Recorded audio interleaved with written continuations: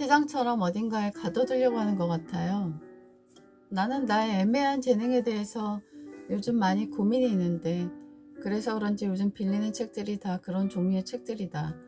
오늘 읽었던 책에서 달란트 이야기가 주제였었는데, 한 벼룩의 일화가 매우 인상적이었다.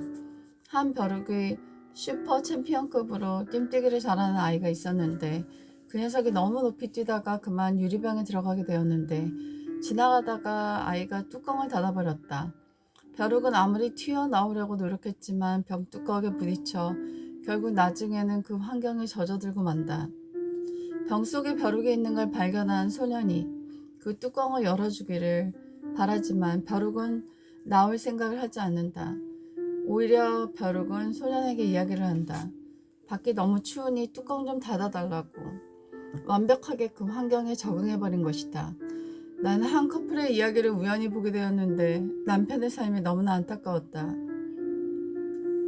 남편은 파일럿이었는데 부모의 반대로 위축돼서 겨우겨우 파일럿 생활을 유지하고 있었고, 코로나가 터져서 결국은 꼭 그 꿈을 접어버렸다. 지금은 카페 창업이라는 꿈을 꾸고 바리스타 자격증도 갖고 있었는데, 아내가 그것을 반대해 한 달에 3만 원의 용돈으로 친구도 만나지 않고 집에서 살림만 하며 전업주부로 살고 있었다. 그러면서 남편이 아내에게 한 말이 너무나 마음이 아팠다. 세상에서 어딘가에 가둬두려고 하는 것 같아요. 나를 믿고 내가 할 수 있는 기회를 열어주었으면 좋겠어요.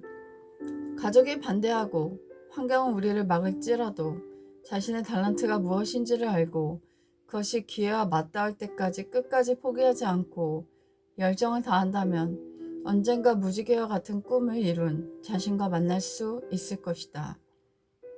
한 사람에게 따뜻한 신뢰를 받고 있다는 사실, 이처럼 말로 표현할 수 없는 감동으로 다가올 줄 예전엔 미처 알지 못했어요. 달란트 이야기 이종선 중에서. 택배 기사에게 커피를. 한 자영업자가 7년 만에 이런 손님은 처음이라는 기사를 냈다. 그래서 나는 또 어떤 진상 손님이 자영업자 사장님을 괴롭혔을까 하고 영상을 봤는데, 그 고객은 택배 기사에게 커피를 한 잔 주시라고 주문한 것이었다. 사장은 너무 기분이 좋아 디저트까지 함께해서 택배 기사에게 커피를 함께 나눠주는 장면을 영상으로 보고 너무나 기분이 좋아 흐뭇하게 웃었다. 맨날 싸우고 죽이고 하는 끔찍한 잔혹한 이야기가 가득한 뉴스 속에서 이런 인간미 넘치는 이야기는 우리에게 삶의 기쁨과 에너지를 주는 것 같다. 오늘 가장 좋았던 것은 두 가지였는데, 한 가지는 학생에게 새 책을 배우면은 숙제가 너무 많아 다른 한 책은 숙제가 적은 책으로 배우면 어떻겠냐고 제안했는데, 아니라고 기존에 하던 숙제를 유지하면서 새 책의 많은 숙제도 감당하겠다라는 어른스러운 이야기를 해서 우직하고 뚝심 있는 성실한 모습이 큰 감동을 주었다. 나는 밤이 되면 머리를 말리면서 내가 가입한 카페들의 인기글을 주로 읽곤 하는데, 대부분은 부정적인 글들이 많았다.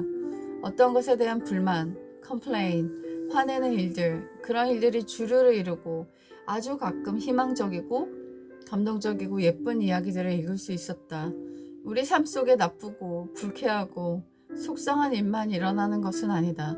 분명 그 안에 예쁘고 사랑스러운 이야기들도 있을 것이다. 우리 삶 속에 있는 사랑스럽고 감동적인 이야기를 나누면 어떨까 하는 생각이 든다. 감사를 받지 못했지만 괜찮다. 나는 당근 거래에서 돈을 좀 벌었다. 내가 갖고 있는 옷이나 가방, 운동화를 팔아서 그 정도의 수익을 얻은 것이다. 나는 처음으로 옷이 돈이 될 수 있구나 라는 것을 깨달았다. 내 물건들의 하트가 달린다는 것은 사람들의 관심을 표현한다는 뜻이었는데, 하트를 많이 받은 옷들은 조금만 지나면 팔릴 수도 있었는데 불구하고 나는 한가득 옷들과 가방을 파지 어르신들에게 드렸다. 왜냐하면 할머니께 쓰레기들을 뒤지는 모습을 보았기 때문이다. 그 모습을 보고 나는 연민을 느껴서 그분에게 내가 팔려고 했던 옷들을 가득 담아드리고 돈과 음료수를 챙겨드렸다. 그분이 감사를 표현했으면 좋았을 텐데 그분은 더 없냐고 내게 물었다. 나는 살짝 상처를 받았지만 그래도 괜찮았다. 때로는 좋은 의도로 나누었던 나의 선한 행위가 그에 합당한 감사를 받지 못해도 괜찮다. 왜냐하면 내가 하려고 했던 좋은 일들이 이루어졌기 때문에 그것 자체가 나에게 보상이 되었다고 생각하기 때문이다. 그것을 팔아서 얼마큼의 대가를 가질 수 있을지는 모르겠지만 그래도 그분의 삶이 조금이라도 나아졌다면 나는 그것으로 만족하고 기쁘다. 난 태어나지 말 걸 그랬어요. 어떤 분한테 감동적 메시지를 받았다. 내 글을 읽으면서 삶에 영향을 받았다는 감사하다는 메시지를 나에게 주고 계셨다. 난 너무나 기분이 좋고 행복하다는 생각이 들었다.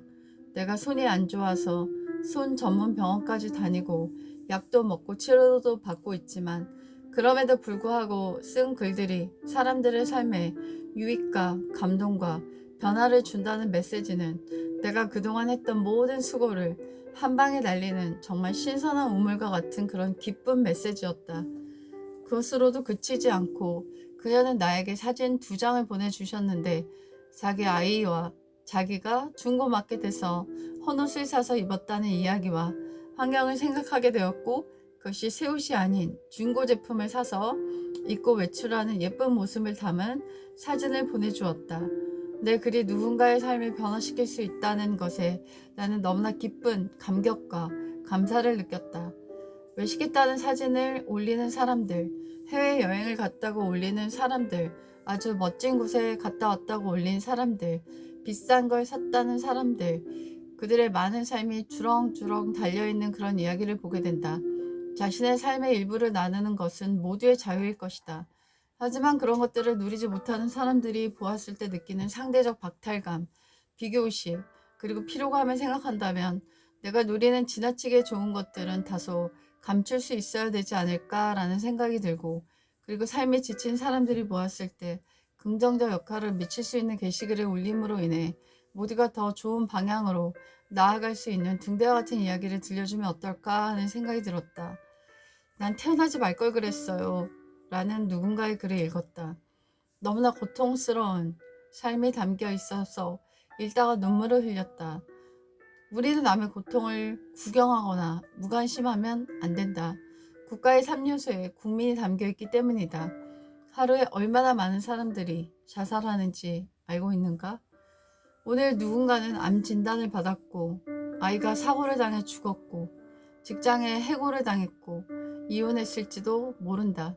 많은 사람들이 가슴에 멍이 든 채로 살아가고 별처럼 많은 사람들이 희망을 잃은 채 살고 있을지도 모른다. 당신의 과시는 남들의 고통이 될 수 있다. 충분히 그렇다. 남의 고통을 구경하고 무관심을 넘어 도와주는 사람들이 많아지면 좋겠다. 우리도 순식간에 위기에 미끄러질 수 있다. 우리가 심어둔 도와준 일들은 사방에 도움이 되어서 위기에 나와 내 가족에게 적기에 도착할 것이다.